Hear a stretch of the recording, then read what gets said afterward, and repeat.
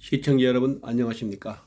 세상에 오직 하나만 있는 방송 루미네이션 뉴스 담당자 조슈아 K입니다. 오늘은 그 5번째 시간으로 BC 2000년 전으로 구슬 올라가서 그때부터 지금까지 이스라엘의 시작에서부터 현대에 이르기까지의 이스라엘의 역사를 더듬어 보고 이스라엘의 고난과 건국 과정에 있어서 일어났던 공식적으로 확인된 기적들과 그 모든 것들이 현대인들에게 주는 교훈에 대해서 이야기해 보도록 하겠습니다. 이스라엘 민족의 역사. 이스라엘 민족의 역사는 수천 년에 걸쳐 있으며 유랑과 회복이라는 독특한 흐름을 반복해 왔습니다. 이를 크게 5가지 주요 시대로 요약해 정리해 드리겠습니다.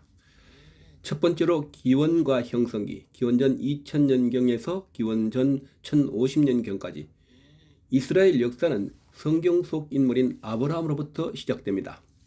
족장시대, 아브라함과 이삭과 야곱이 가나안 땅에 정착하며 민족의 기틀을 마련했습니다. 출애굽, 기근을 피해 이집트로 갔던 이스라엘인들이 노예 생활을 하다가 모세의 인도로 탈출합니다. 시내산에서 율법 10계명을 받으며 정체성을 확립합니다. 가나안 정착, 여호수아를 중심으로 가나안을 정복하고 이후 약 200년간 판관, 사사들이 통치하는 부족 연명체 시대를 보냅니다. 두 번째로 왕정시대와 멸망, 기원전 1050년경에서 기원전 586년까지 국가적 기틀이 잡히고 가장 번영했던 시기이자 분열로 무너진 시기입니다. 통일왕국, 사울, 다윗, 솔로몬 세 왕이 통치했습니다. 다윗은 예루살렘을 수도로 정했고 솔로몬은 제1성전을 건축했습니다. 분열과 멸망, 솔로몬 사후 북이스라엘과 남유다로 갈라졌습니다. 북이스라엘, 기원전 722년 아시리아 즉 아수르에 의해 멸망당했습니다. 남유다, 기원전 586년 신바벨로니아에 의해 멸망하고 유대인들이 바벨론으로 끌려가는 바빌론 유수가 발생합니다. 세 번째로 포로 귀환과 제2성전기, 기원전 538년에서 서기 70년까지 귀환과 재건, 페르시아의 고레스 왕이 유대인을 귀환시켜 성전을 재건하게 됩니다. 이것이 제2성전입니다. 이 민족의 지배, 이후 그리스 알렉산더 대왕, 그러나 마카위 이 형제의 활약으로 하스몬 왕조 때 잠시 독립하여 103년간 유지하다가 다시 로마 제국의 지배를 받습니다.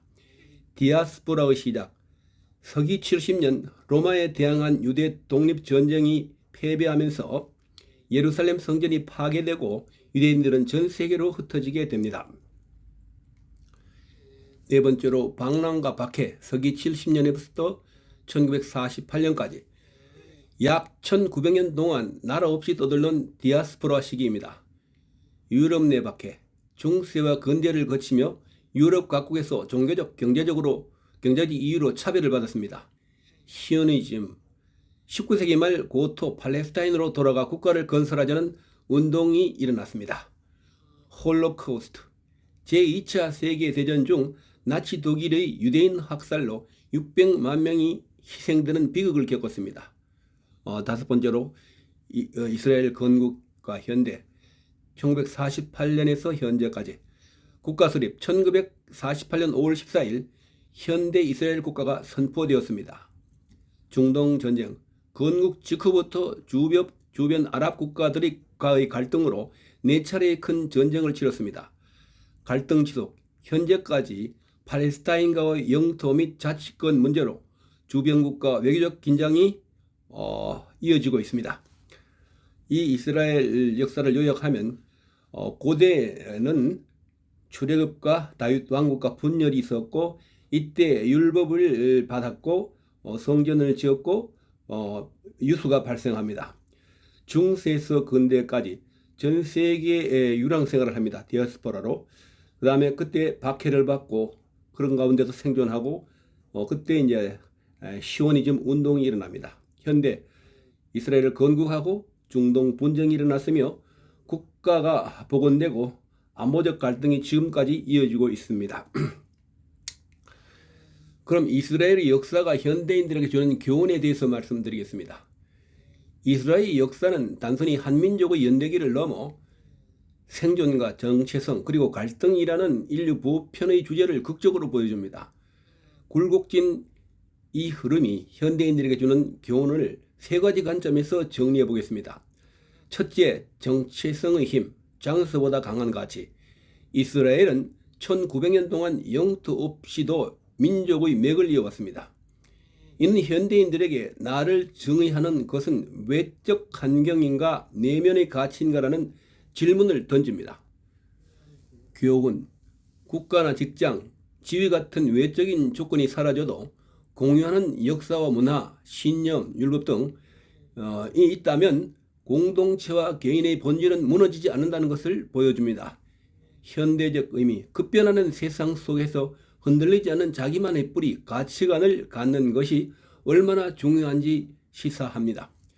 두 번째로 회복 탄력성과 고난의 승화. 바벨론 유수부터 홀로코스트라는 인류 최악의 비극까지 이스라엘의 역사는 끊임없는 파괴와 재건의 반복입니다. 여기서 얻는 교훈, 절망적인 상황에서도 포기하지 않고 국가 건설이라는 목표를 향해 나아간 응집력은 회복 탄력성의 극치를 보여줍니다. 현대적인 의미, 개인이나 조직이 큰 실패를 겪었을 때 그것을 단순한 비극으로 끝낼 것인지 아니면 새로운 도약의 동력으로 삼을 것인지는 결국 의지의 문제임을 일깨워줍니다. 세 번째로 공존을 위한 평화의 무게. 현대 이스라엘의 건국과 이후 지속되는 중동 분쟁은 우리에게 뼈아픈 숙제를 던져줍니다. 교훈, 오랜 염원을 풀고 국가를 세웠으나 그 과정에서 발생한 주변국 및 팔레스타인과의 갈등은 누군가의 권리 회복이 타인의 희생을 담보할 때 생기는 비극을 여실히 보여줍니다. 현대적 의미, 승리나 성취 그 자체보다 중요한 것은 지속 가능한 평화와 상생의 지혜입니다. 강한 힘을 갖추는 것만큼이나 타인과 공존하는 기술이 현대사회에서 필수적임을 교훈으로 남깁니다.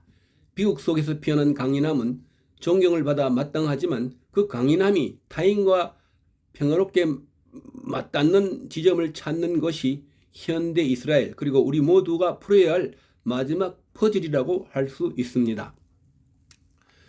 그럼 이스라엘의 건국 과정에서 일어난 기적들에 대해서 정리해 보도록 하겠습니다. 이스라엘의 건국 과정에서 일어난 기적은 너무나 많지만 그 대부분은 개인 또는 소수의 사람들의 이야기이고 여기서는 공식적으로 확인된 사건들만 모아서 말씀드리겠습니다. 이스라엘의 건국 과정에서 일어난 기적들은 종교적인 관점뿐만 아니라 군사학적, 역사적 관점에서도 자주 논의되는 주제입니다. 당시 객관적인 전력 차이를 극복하고 국가를 세운 과정에는 불가사의한 사건들이 많았기 때문입니다. 주역에 거론된 기적 같은 순간들을 정리해 보도록 하겠습니다. 첫 번째로 2000년 만의 국가 복원, 역사적 기적. 역사학자들은 한민족이 전 세계로 흩어진 디아스포라에서 2000년 만에 자신들의 고토로 돌아와 히브리어 언어를 회복하고 국가를 재건한 것 자체를 인류 역사상 유례가 없는 기적으로 봅니다. 보통 민족이 흩어지면 200~300년 안에 현지 문화에 동화되어 사라지기 마련인데 유대인은 정체성을 유지하며 돌아왔다는 점입니다. 두 번째로 제1차 중동 독립전쟁의 승리, 군사적 기적. 1948년 건국 선포 직후 이스라엘은 주변 5개 아랍국, 이집트, 요르단, 시리아, 이라크, 레바논의 일제 공격을 받았습니다. 압도적인 전력차. 당시 아랍연합군은 정규군과 전차, 항공기를 보유했으나 이스라엘군은 급조된 민병대 수준이었고 중하기가 없었습니다. 다윗카 박격포 사건. 이스라엘이 자치에 제작한 다윗카라는 박격포는 성능은 형편없었지만 폭발음이 비정상적으로 컸습니다.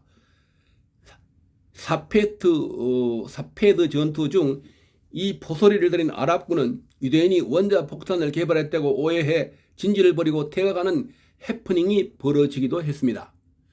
기적적인 시기, 마침 공격 직후 내린 예기치 못한 폭우가 아랍군의 진격을 늦추거나 이스라엘이 불리한 시점에 유엔의 휴전령이 내려져 전열을 가다듬을 시간을 버는 등 천운이 따랐다는 평가가 많습니다. 세 번째로 홀로코스트 생존자들의 전투력. 당시 이스라엘군의 상당수는 나치 수용소에서 갓 풀려난 홀로코스트 생존자들이었습니다. 이들은 군사훈련도 제대로 받지 못한 채 전선에 투입되었으나 여기서 지면 더 이상 갈 곳도 민족도 없다는 절박한 생존 본능이 객관적인 열세를 뒤집는 정신력으로 작용했습니다. 네 번째로 죽은 언어 히브리어의 부활. 성경 속에나 쓰이던 죽은 언어였던 히브리어를 현대 일상어로 부활시킨 과정도 기적으로 불립니다. 엘리에제르 벤 예후다의 노력으로 시작된 이 언어 회복은 서로 다른 나라에서 온 유대인들이 하나의 언어로 소통하며 단결할 수 있는 강력한 구심점이 되었습니다. 이 모든 것들을 요약하면 이스라엘의 초대 총리 다윗 벤구리온은 이렇게 말했습니다. 이스라엘에서 리얼리스트, 현실주의자가 되려면 기적을 믿어야 한다. 이 말처럼 이스라엘인들은 건국과 생존 과정을 단순히 전략의 승리가 아닌 보이지 않는 손이 도운 결과로 받아들이는 경우가 많습니다.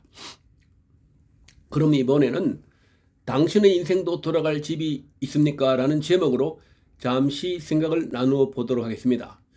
첫 번째로 인류 역사상 가장 불가사의한 민족. 여러분, 전 세계에서 가장 미스터리한 민족을 꼽으라면 단연 이스라엘입니다. 지도에서 손가락 한마디도 안 되는 작은 땅을 가진 나라, 하지만 세계 경제와 문화를 쥐락펴락하는 민족.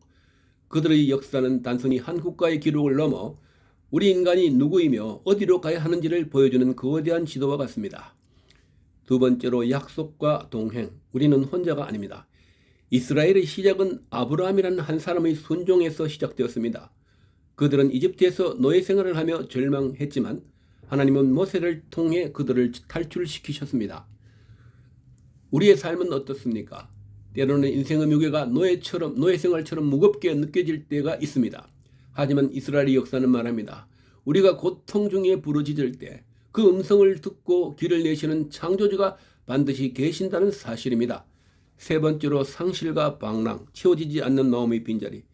이스라엘은 가장 번영했던 다윗과 솔로몬 시대를 지나 결국 교만함으로 인해 나라를 잃고 바벨론으로 전 세계로 흩어지는 디아스포라를 겪습니다. 무려 1900년 동안이나 나라 없이 떠돌았습니다.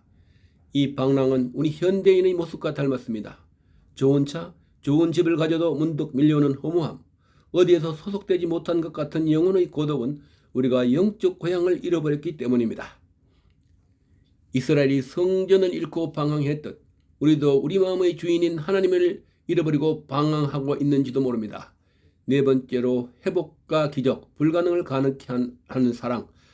1900년 만에 다시 나라를 세운 이스라엘의 건국은 인류 역사상 전후무한 일입니다. 2차 대전의 홀로코스트라는 참혹한 죽음의 골짜기를 지나 그들은 다시 살아났습니다. 이것은 인간의 계산으로는 설명되지 않는 기적입니다. 하나님은 포기하지 않으십니다. 이스라엘을 끝내 고토로 불러들이신 것처럼 하나님은 지금 이 시간 여러분을 부르고 계십니다. 아무리 깊은 상처, 홀로코스트를 입었을지라도 하나님은 그 폐허 위에서 새로운 생명을 시작하실 수 있는 분입니다. 다섯 번째로 이제 당신의 본향으로 돌아올 때입니다. 이스라엘의 역사는 돌아옴입니다. 포로에서 돌아오고 방랑에서 돌아오고 결국 하나님께로 돌아오는 여정입니다. 지금 이 말씀을 듣고 계신 시청자 여러분, 여러분의 영혼은 안녕하십니까? 세상의 거친 풍파 속에서 길을 잃고 헤매고 있지는 않으신지요? 2000년의 방황을 끝내고 나라를 찾은 이스라엘처럼 오늘 당신을 지으시고 사랑하시는 하나님의 품으로 돌아오십시오. 그분이 당신의 인생에 진정한 건국과 평안을 허락하실 것입니다. 이상은 자슈아 K였습니다.